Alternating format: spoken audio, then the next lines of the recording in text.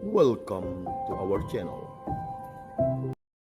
Bapak Ibu, saudara-saudari yang terkasih dalam Kristus, berjumpa lagi dalam Riak Sabda, edisi 1 Maret 2024.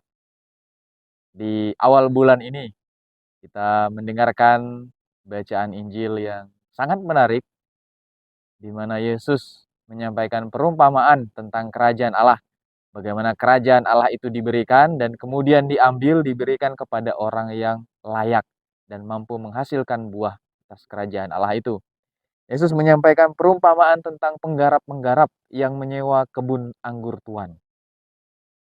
Dikatakan bahwa Tuan pemilik kebun anggur itu mengutus 3 kali para hamba juga anaknya untuk menuai anggur yang ada di kebun itu. Tetapi apa yang dilakukan oleh penggarap-penggarap yang menyewa kebun anggur itu? Mereka membunuh, menyiksa, bahkan anak seorang tuan pemilik kebun anggur pun mereka siksa dan mereka bunuh. Saudara-saudari yang terkasih, bacaan ini sangat menarik karena pada bagian akhir Yesus mengatakan bahwa kerajaan Allah akan diberikan kepada mereka yang dapat menghasilkan buah. Kerajaan Allah atau yang diumpamakan sebagai kebun anggur akan diambil dari penggarap-penggarap yang berlaku tidak baik, lalu ia akan menyewakan kebun anggur itu kepada penggarap-penggarap yang mampu menghasilkan buah. Saudara-saudari terkasih, dalam masa Prapaskah, dalam masa tobat ini, kiranya bacaan ini menjadi satu motivasi bagi kita untuk mengingatkan kita bahwa kita harus mengalami perubahan hidup. Seorang tuan pemilik kebun anggur, ia mengutus hambanya untuk menuai kebun anggur, tetapi yang dilakukan penggarap adalah membunuh.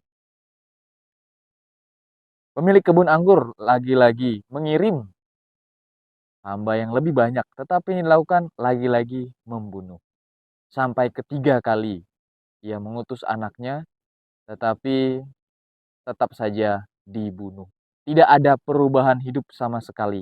Dan akhirnya kerajaan Allah atau kebun anggur yang diberikan, yang disewakan, diambil dari penggarap-penggarap itu karena mereka tidak mampu menghasilkan buah. Demikianlah kiranya kita, umat manusia, umat Kristen, para pengikut Kristus, kita seringkali melakukan dosa. Tetapi Allah berkali-kali pula mengasihani dan mengampuni. Tetapi sampai kapankah kita akan mengulangi dosa yang sama itu?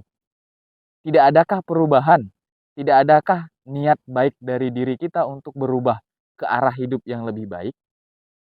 Jangan sampai kita seperti penggarap-penggarap yang ada dalam bacaan ini, yang terus melakukan dosa yang sama, tidak mau berbuah, dan akhirnya kerajaan Allah diambil dari mereka.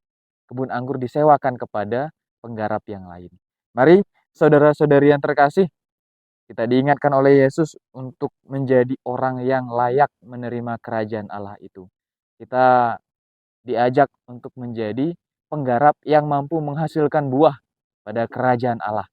Mari kita bertobat, kita mengalami perubahan hidup ke arah yang lebih baik, sehingga kerajaan Allah yang sudah diberikan kepada kita tetap tinggal sampai selama-lamanya.